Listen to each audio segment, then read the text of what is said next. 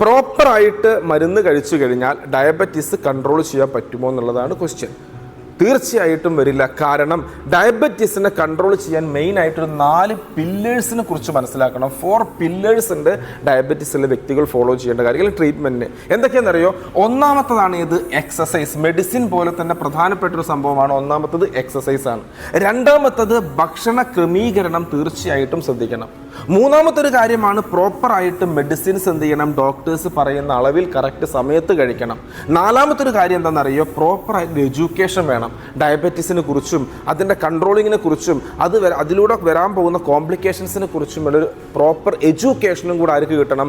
Diabetes patient ഉണ്ടാവണം. ഇങ്ങനെ 4 കാര്യങ്ങളും പ്രോപ്പറായിട്ട് മെയിൻറ്റെയിൻ ചെയ്ത് 4 കാര്യങ്ങൾക്കും പ്രാധാന്യം കൊടുത്തു കഴിഞ്ഞാൽ തീർച്ചയായിട്ടും നല്ലൊരു ക്വാളിറ്റി ലൈഫോട് കൂടി തന്നെ ഡയബറ്റീസ് പേഷ്യൻ്റ് മുന്നോട്ട് പോകാം. അല്ലെങ്കിൽ ഡയബറ്റീസ് വന്നു എന്ന് വിചാരിച്ച് എനിക്ക് ഒരുപാട് പ്രയാസങ്ങൾ പ്രശ്നങ്ങളുണ്ട് എന്ന് വിചാരിച്ച്